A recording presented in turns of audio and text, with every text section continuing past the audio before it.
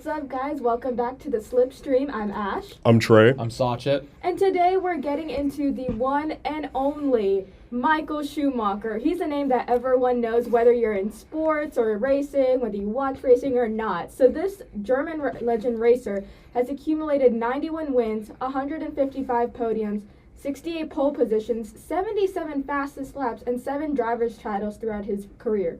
So, this German legend was born on January 3rd in 1969 in the small town of Herth in Germany to Rolf and Elisabeth Schumacher. Now, his early childhood was relatively normal. His dad was a middle-class bricklayer at a go-kart track that he would actually buy at some point in Schumacher's late childhood to captivate his racing career. And at just 4 years old, Schumacher began karting at the Kirpenhorum as the youngest member of the club at the time, and quickly propelling his first club championship of any kind at just the age of 6 years old. And he, of course, ran into some affordability issues, as most champions do, but he and his family did conquer this, as he was supported by various businessmen who saw his talents very early on, and he even worked as a mechanic while he was in school, eventually dropping out at the age of 18. Yeah, and by the time he was 14, he had claimed 2 beginner's racing licenses to complete full-time in both the Luxembourg and Germany events, and he won in those in the subsequent years as a late teen, including the German and European kart championships in 1987. So this was definitely a prolonged rise to a single-seater racing, but very much definitive of his work ethic and devotion to a sport, which would ultimately be changed by him, as we'll find out later on in this podcast. Yeah, of course. And he was a bit of a star child, according to what he can recall from his family. He was kind of treated, to be on the up and up in comparison to his younger brother, Ralf Schumacher. This can kind of be attributed to the fact that his mother was a bit more of a conservative type. She wanted a son and then a daughter, but Ralph turned out to be the youngest of 2 brothers, and he got the short end of the stick of the treatment. Yep, that's exactly right. And so going into his junior career a little bit, so these are kind of like more niche things that fans may not know about, but he was a Nepo baby for sure, as you were saying, of like a more influential family. Yeah. And so his Formula 3 career was funded and managed by this legendary manager, the German auto racer known as Wilhelm Weber. And he paid the cost of some 700,000 euros to keep Schumacher in the championship. Now, Weber is a very respected former manager, as he also trained his younger brother Ralf Schumacher in the subsequent years, and Nico Hülkenberg, again, we gotta recognize him as a podium sitter in Formula One now, and Timo Scheider, as well as being the proprietor for the A1 team in A1 Grand Prix racing for Germany, and he led the team to a championship in 2006 and 2007. So Timo Scheider, what did he race for exactly? He drove, and he currently drives for Carl Cox Motorsport in Extreme E. So I believe Extreme E must be some kind of like motorcycling or some rally kind of thing, but he also won the DTM title back in 2008 and 2009. So, even though it's a more unrecognized name, he still definitely should give some credibility to Weber for that. And so Michael Schumacher would actually show up by winning several races, including the 1990 Macau Grand Prix, in a close battle with future big leagues with rival Mika Häkkinen. So he's a Finnish driver who won the 1998 and 1999 World Championships in Formula One. Yes. And so he would win the driver's title that year and compete in some endurance events throughout his tenure in the Formula 3000 series from 1991 to 1999. And so his rival Häkkinen followed after him, attempting to pass him, and then crashed into the rear of Schumacher during that race. And so Häkkinen's race ended right there, but Schumacher drove to victory without a rear wing, which was quite impressive and, just kind of a rub in the face for Häkkinen. But it would almost come to be a rub in the face for Schumacher himself, even before his Formula One career got started. So it would almost all come crashing down when fellow race car driver Derek Warwick would come to blows with Schumacher at the 430 kilometers of the Nürburgring, which was just a few weeks in advance of his F1 debut in Belgium back in 1992.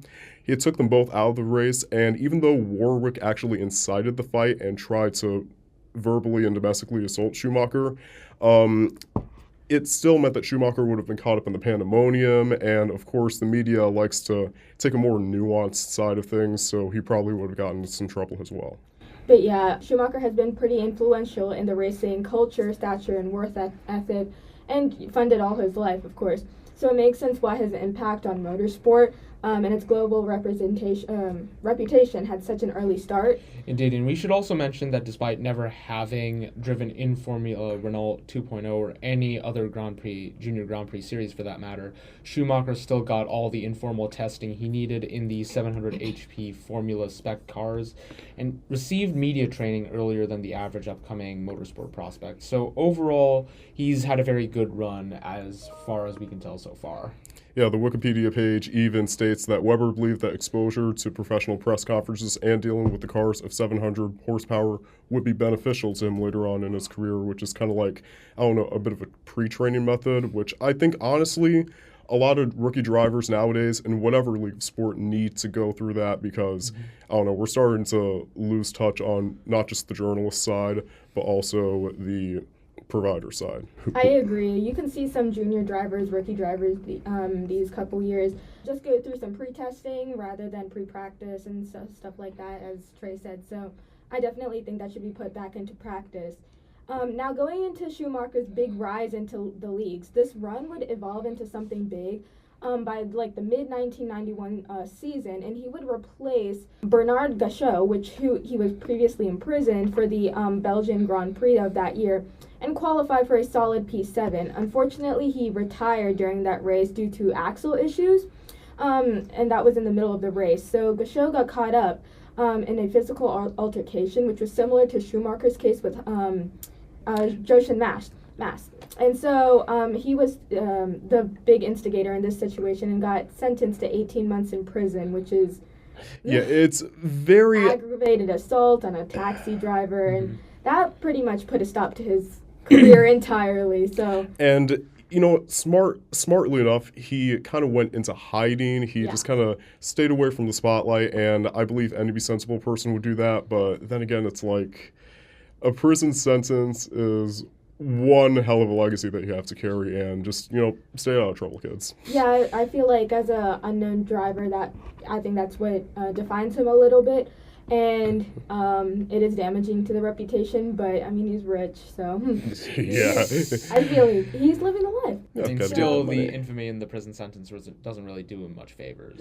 Yeah, but going back to Schumacher, he of course would retire due to axle issues on his debut, but nonetheless recover throughout the remainder of the season, and he would score 4 points on 4 occasions, including a best finish of that season in P5 at the Italian Grand Prix, a staple race in which he would be known for absolutely dominating in future seasons. And he would secure a seat with the Benetton team for 1992. Excuse me, it was 1991 when he debuted. 1992, secured a seat for Benetton, and it only sprouted his success from that moment forward. And it's also important to mention that Schumacher's teammate, Nelson Piquet, was there at his short tenure at Jordan, and he was the champion of 1982, I believe. Yes. And he would show up quite often by the young German hotshot Schumacher, and he would outscore him in over 80% of the events and outqualify him sometimes. And it's necessary to mention that Nelson Piquet is Kelly Piquet's father. Yeah, I believe Kelly Piquet's father. And Kelly Piquet, for those of you who don't know who she is Max Verstappen's current wife. Yeah, or should we say Donald Kvyat's long-lost love? Because so Daniel Kvyat was Max Verstappen's former teammate, and we'll get into the whole Kelly Piquet thing later. if we do like any kind of, if we do a future episode on any kind of, internal dramas in Formula One, that will definitely be a major talking point. That's going to be our top contender, our number one. That's going to be our number one spot for controversies. Well, yes. Yeah, so during his time at Benetton, he showed that he did not just need any funds or any moral support to drive a car, he just needed the tenacity and the purpose to be a race car driver.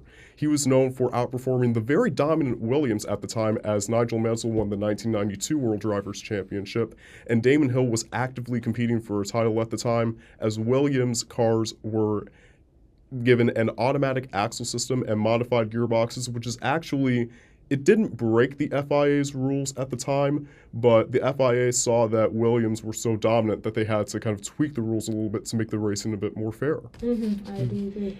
Regardless of the rather controversial, what some may deem as like the controversial nature behind these modifications, they didn't exactly infringe the regulations at the time, as Trey said.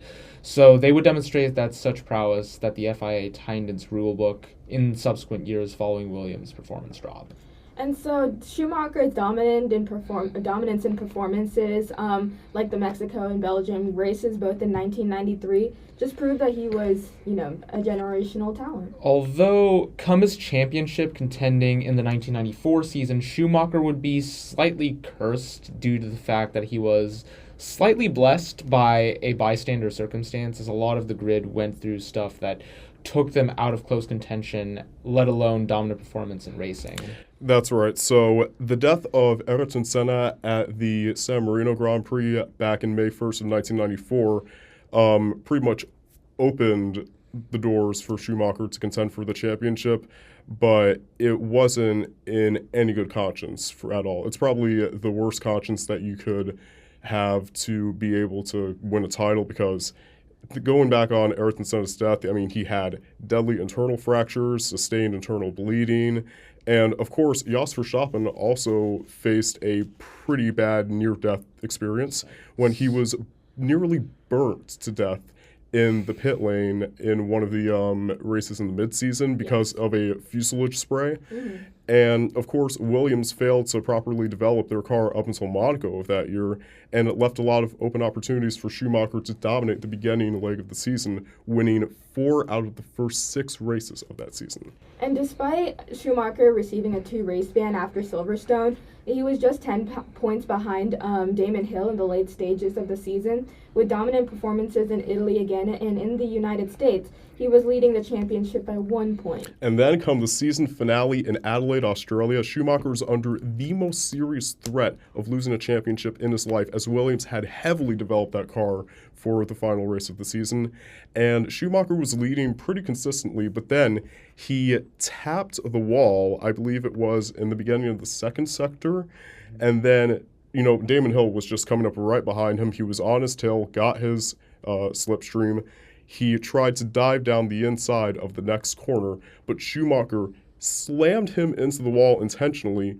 It flung Schumacher's car slightly into air, and then he crashed into the barrier that came up right after. And then Damon Hill had to pit and eventually retire the car because he, in his heart of hearts, knew that he couldn't continue on a broken axle. So as you can see by all these incidents, this naturally meant that Mr. Schumacher would claim his first world title at this event by just a single point. And despite fans all over the world demanding that the FIA do an investigation on the incident, they turned the blindest of eyes to this incident, which they didn't really even deem it as an incident very much, and ruled it heat-in-the-moment racing because of all the road rage that endured on track. Yeah, so I'm sure we all have, opinions about this, decision by the FIA. If you were to ask me, it is a more rigged decision than the 2021 Abu Dhabi Grand Prix.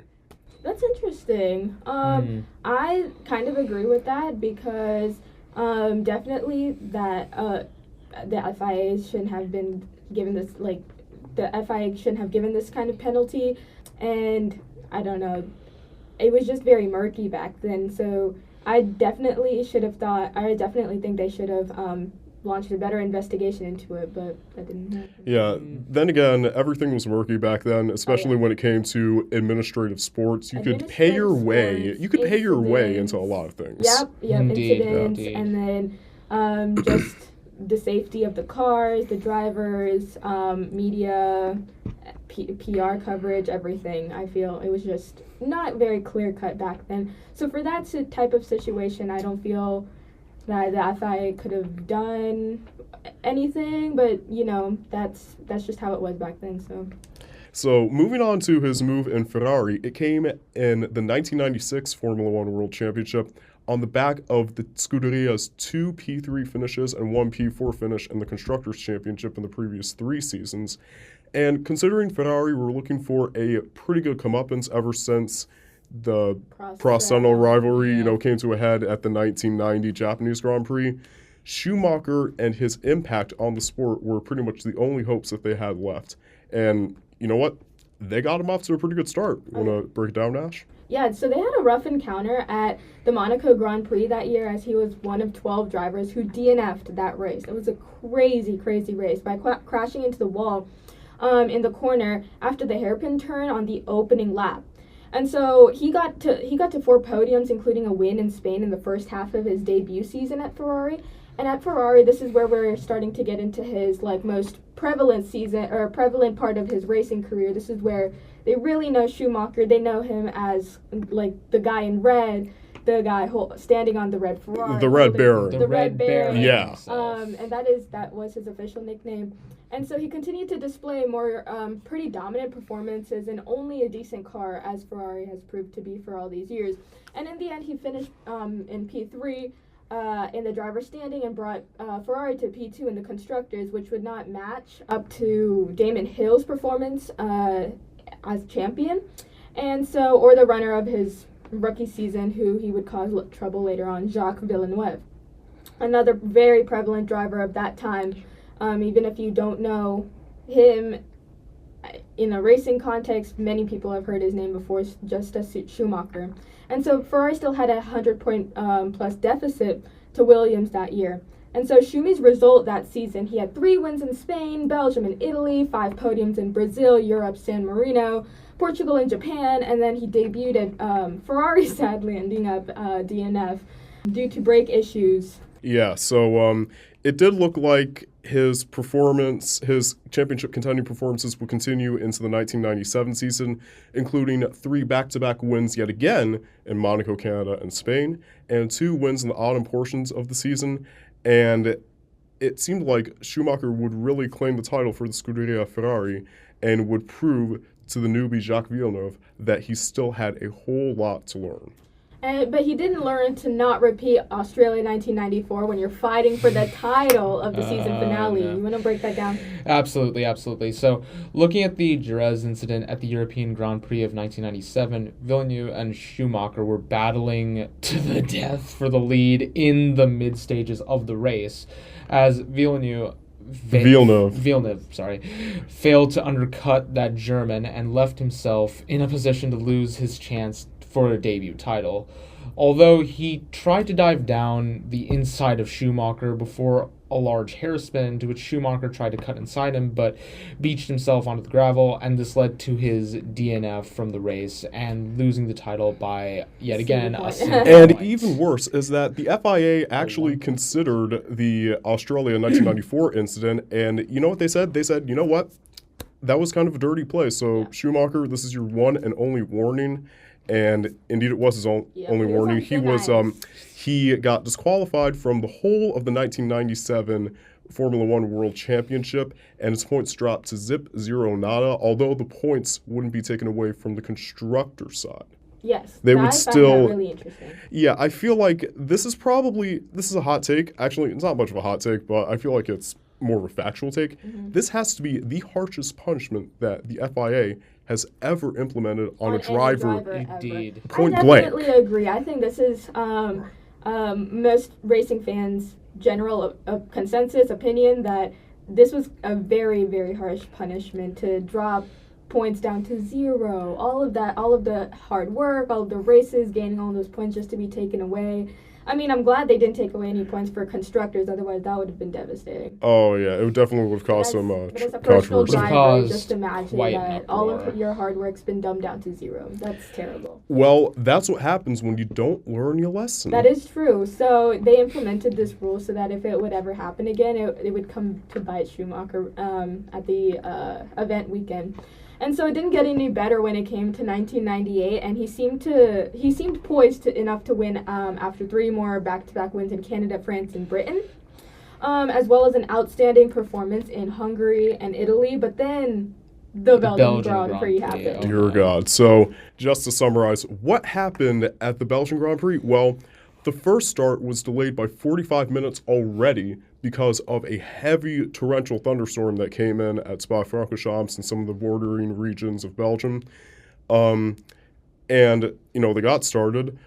it seemed like Hakkinen and Villeneuve, oddly enough, got a pretty good start. They were running first and second with Villeneuve just on the tail of Mika Hakkinen.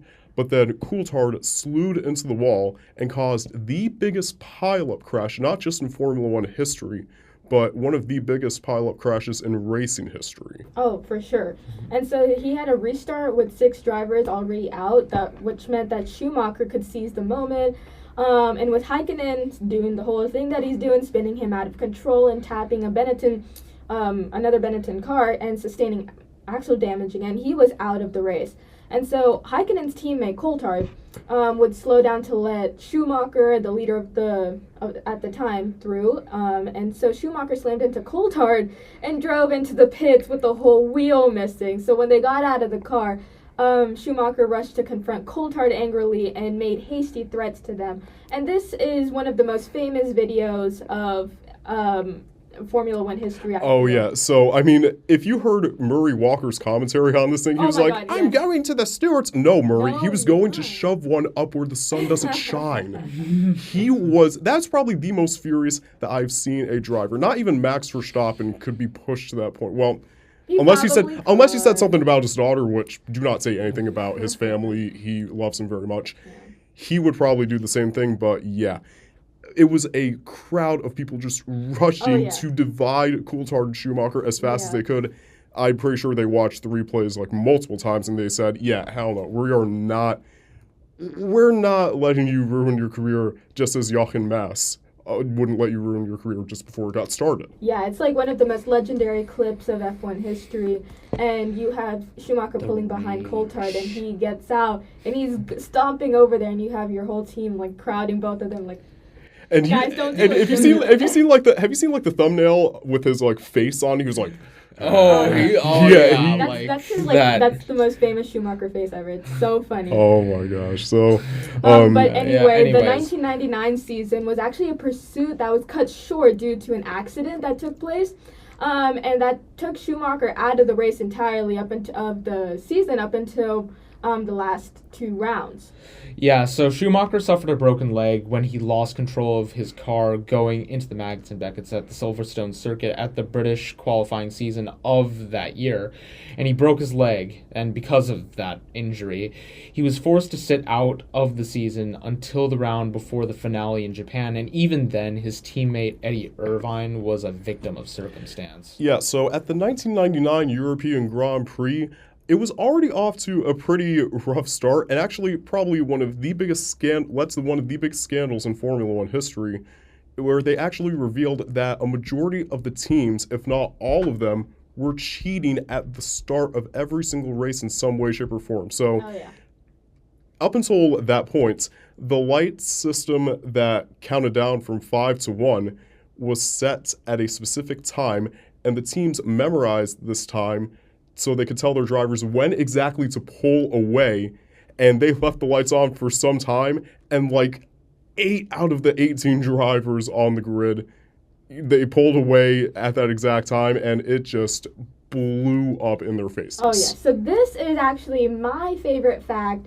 of Formula One ever. I think it's like one of my best talking points. Like everyone's like, what's your hobby? And then I start spewing this exact fact about F1.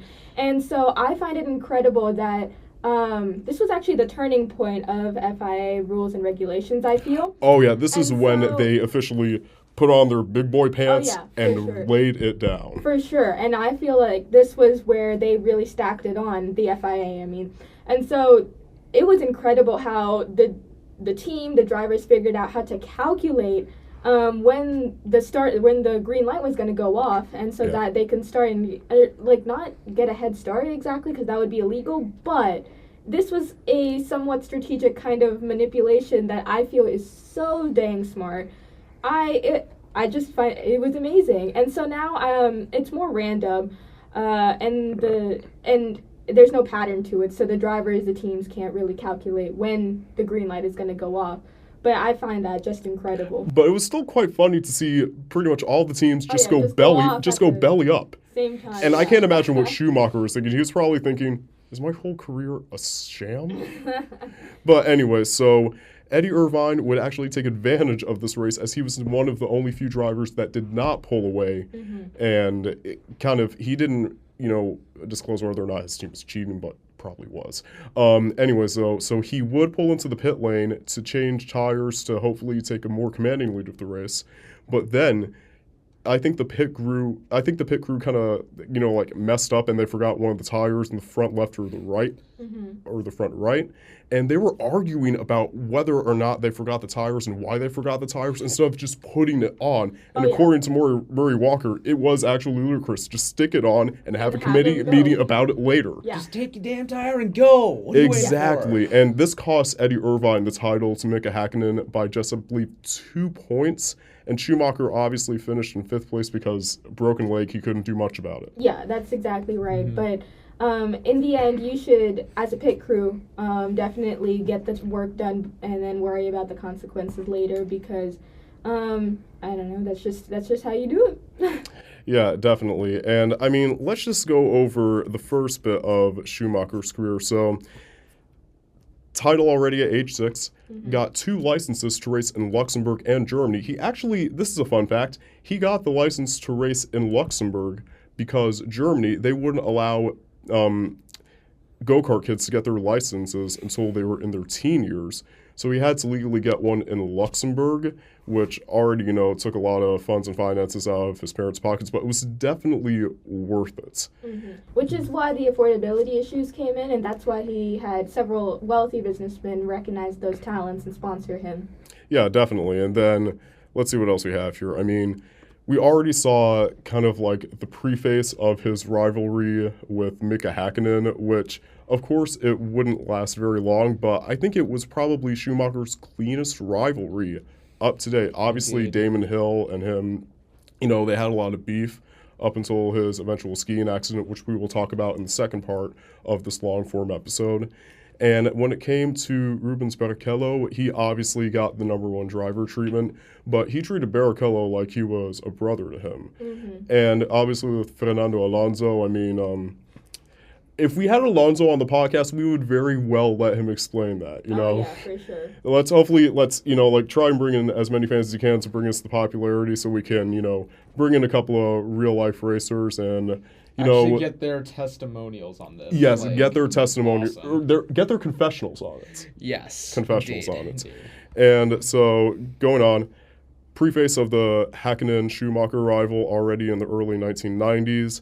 We would see him go on a generational run for the Benetton team from 1993 to 1995. And speaking of which, 1995, we forgot to mention that his rivalry with Damon Hill was actually a bit worse. Do you want to give your thoughts and inputs on that? Am I right or am I wrong? Or? I think you're completely right. That whole Damon Hill situation was just spiraling out of hand at that time. With the long-standing rivalry, it just kind of blew up in that point of Schumacher's career. Yeah, I think specifically the 1995 British Grand Prix when Schumacher attempted to pass Hill along one of the main straights, but he came at him too aggressively and he was trying to kind of force him out of the way so that he would get a straighter line, and he just absolutely crashed into him. And that crash arguably was way, way worse than the Coulthard-Schumacher crash in Belgium 1998, and I don't know how they didn't get into a fistfight with that one. I mean, what do you think, Sacha? Was Damon Hill just done with Schumacher's BS at that point? I think he was. I really think he was. I mean, Schumacher... Okay, so Damon Hill, for me, I think, was just... We already discussed that Damon Hill and Schumacher had a lot of beef, right? So, I mean, yes. Hill was probably just like, Schumacher, you are going down, no questions asked.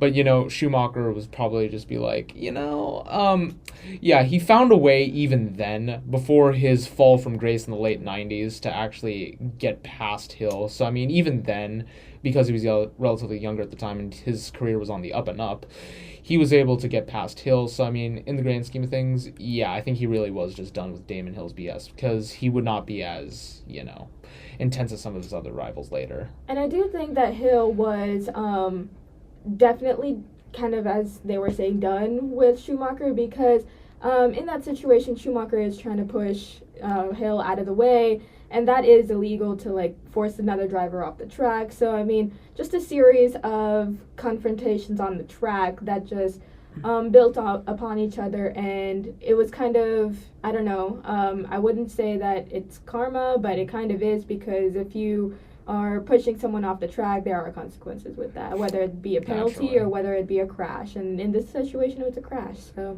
Yeah, I mean, the thing about Damon Hill, though, is he's also a very, very humble guy, and he seems very composed most of the time, but I know he just has so many intrusive thoughts about what he would have wanted to do with Schumacher, and he got kind of screwed over at the end of the 1996 season, if you remember. He got dropped by Williams, even though he was very clearly pushing and contending for the title. So I don't know why Williams felt so hopeless and faithless with him. And I think he's the only driver thus far in the history of the sport to go on to win the title for the team that dropped him. oh yeah, for sure. I And think that's ironic. let's be honest though, if it happened to Ricardo, there would be a whole lot more uproar. If it happened to yeah. somebody like Bottas, if it happened to somebody like Barrichello, if it happened to somebody like Jenson Button, it would be a ton more uproar than Damon Hill, but we just don't appreciate Damon Hill as much. I do agree. And if you do remember when Daniel Ricciardo did get dropped, it was kind of a low point in his career. And just reverse that, and if they dropped Daniel Ricciardo at a high point in his career in a Red Bull, oof. That's neither here or there, and I guess that's a discussion for another time. But for now, thank you so much for watching the first part of the long-form Schumacher history revision. And stay in touch with us, as we will be releasing part 2 very, very soon, where we will be continuing on Schumacher from his dominant 2000s Ferrari run all the way up until his ski slope accidents. But for now, I'm Trey, I'm Ash. I'm Sachin. and we will see you guys next time. Peace out. See you. So yeah.